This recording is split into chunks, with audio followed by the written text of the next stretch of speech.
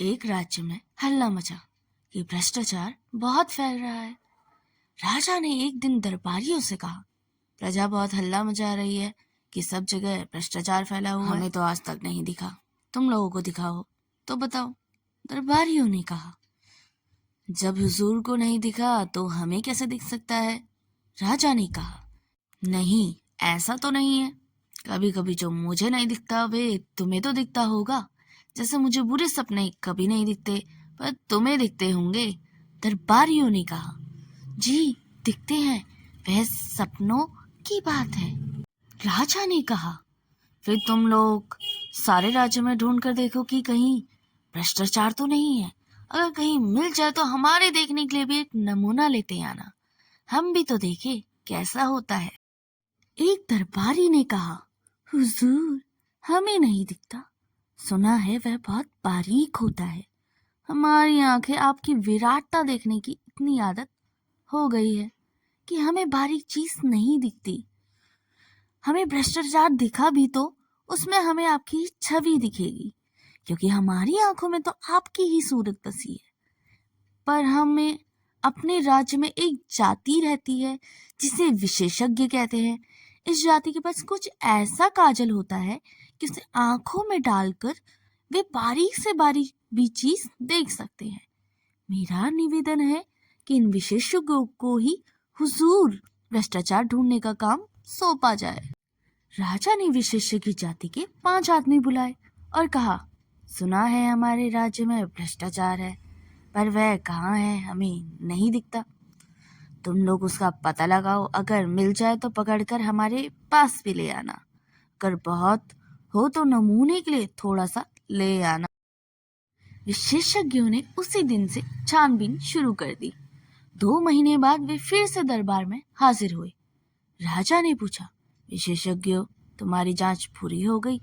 जी सरकार। क्या तुम्हें भ्रष्टाचार मिला? जी बहुत सा मिला।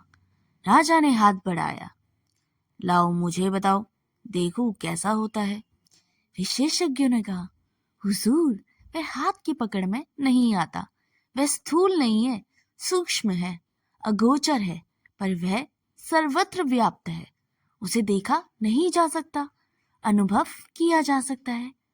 राजा सोच में पड़ गए, बोले, विशेषज्ञों, पर तुम कहते हो कि वह सूक्ष्म है, अगोचर है, सर्वव्यापी है।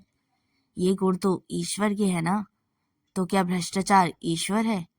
विशेषज्ञों ने कहा, हाँ महाराज, अब भ्रष्टाचार ईश्वर हो गया है। एक दरबारी ने पूछा, पर वह है कहाँ? कैसे अनुभव होता है?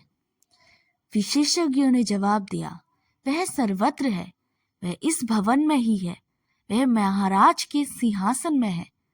सिंहासन में है कहकर राजा साहब उछलकर कूद खड़े हुए।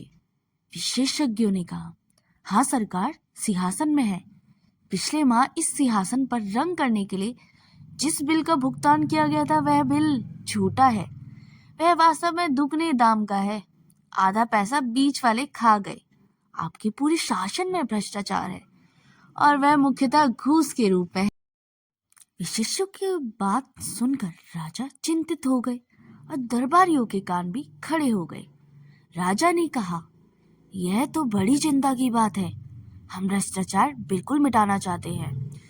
विशेषज्ञों, तुम बता सकते हो कि वह कैसे मिट सकता है? विशेषज्ञों ने कहा, हाँ महाराज, हमने उसकी योजना भी तैयार की है।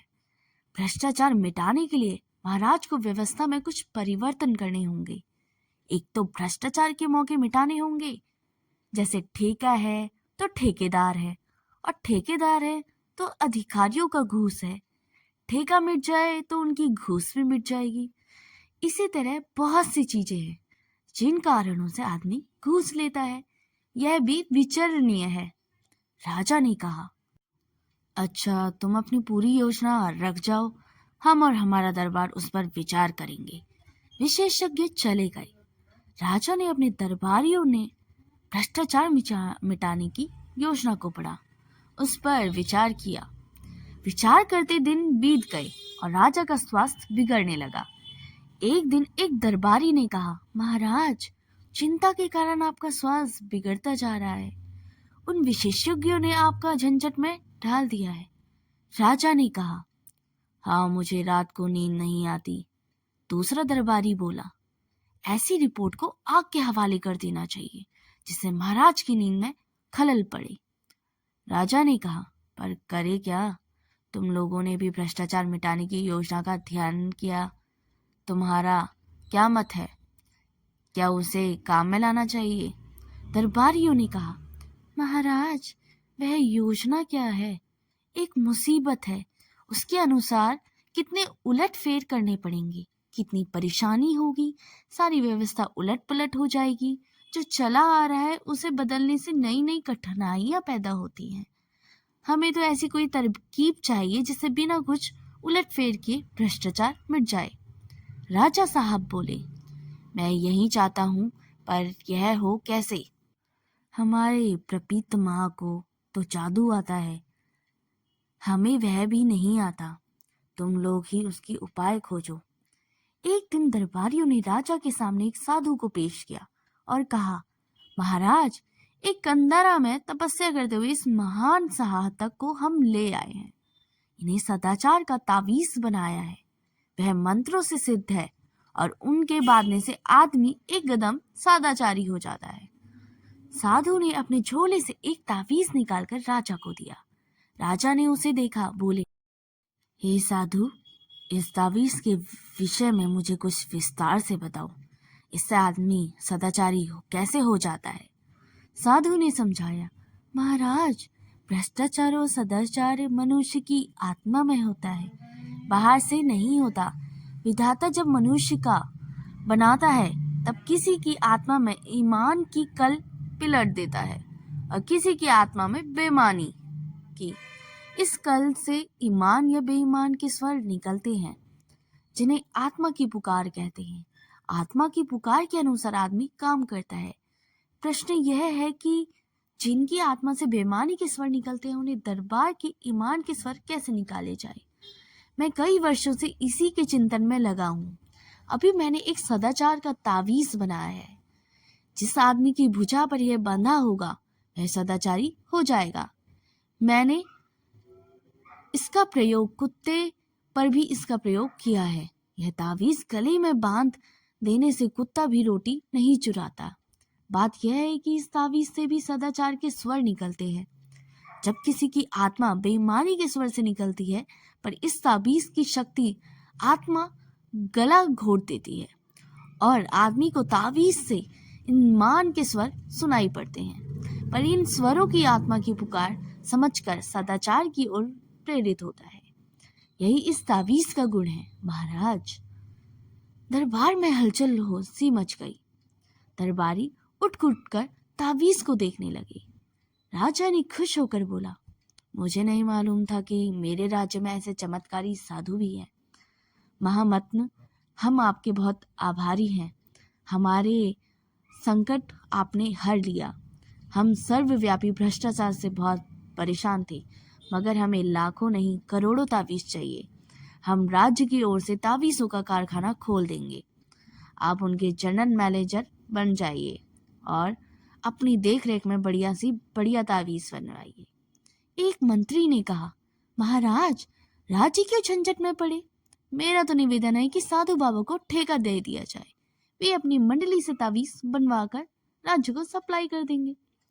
राजा को यह सुझाव पसंद आ गया। साधु को तावीज बनाने का ठेका दे दिया गया। उसी समय उन्हें 5 करोड़ रुपए का कारखाना खोलने के लिए पेशी मिल गई। राज्यों ने अखबारों में खबरें छपी, सदाचार की तावीज की खोज। तावीज बनाने का कारखाना खुला और लाखों तावीज बना दिए गए।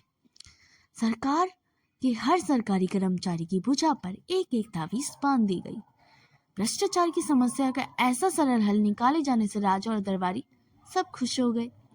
एक दिन राजा की उत्सुकता बढ़ी। सोचो, देखते तो यह तावीज कैसे काम करता है। वह वेश बदलकर एक कार्यालय गए। उसी दिन 2 तारीख थी। एक दिन पहले तनख्वाह मिली थी। वह एक कर्मचारी के पास गए और कई काम बताकर उसे 500 रुपए का नोट देने लगे।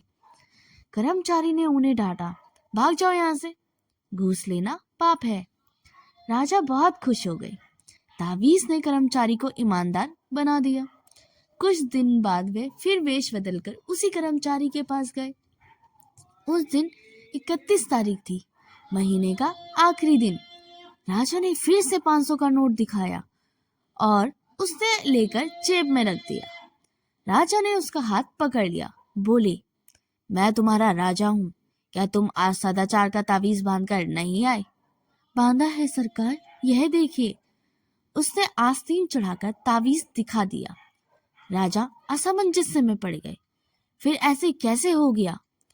उन्हें तावीज पर कान लगाकर सुना।